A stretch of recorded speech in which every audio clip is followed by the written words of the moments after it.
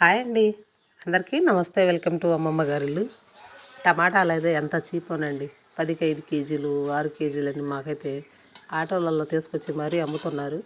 ఇవి వచ్చేసి నాటు టమాటా, మనకి ఎక్కువ రోజులు నిల్వ ఉండవు.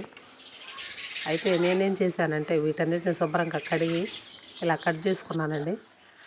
ఎందుకంటే మనం ఇప్పుడు ఎట్లా ఎండాకాలం మనకు విపరీతమైన ఎండలు కాస్తున్నాయి, ఒడియాలు ఎలాగో పెట్టుకుంటాము, ఇవి కూడా చేద్దామని చెప్పేసి నేను ఇలాగైతే చేశాను. అన్నీ శుభ్రంగా కట్ చేసుకున్న తర్వాత పైన డాబా మీద ఇలా ఎండపోసుకుంటే చాలా చక్కగా ఎండిపోయినాయండి. అప్పట్లో మన పెద్దవాళ్ళు ఇలాగే చేసేవాళ్ళు.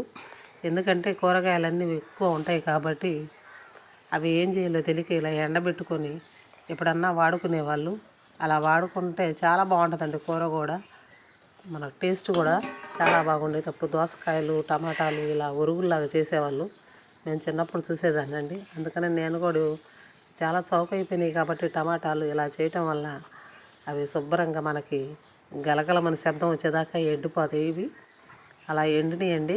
చూడండి, ఏమి పాడవకుండా ఇలా స్టోర్ చేసుకోవచ్చు, మనం అవసరమైనప్పుడు వాడుకోవచ్చు. మీ అందరికీ మా ఛానల్ నచ్చితే లైక్ చేయండి, షేర్ చేయండి, కామెంట్ చేయండి. నాటు టమాటా అండి, పుల్లగా చాలా బాగున్నాయి. అందుకనే నేను ఇలా చేశాను. మీ అందరికీ నచ్చిందని అనుకుంటున్నాను. బాయ్.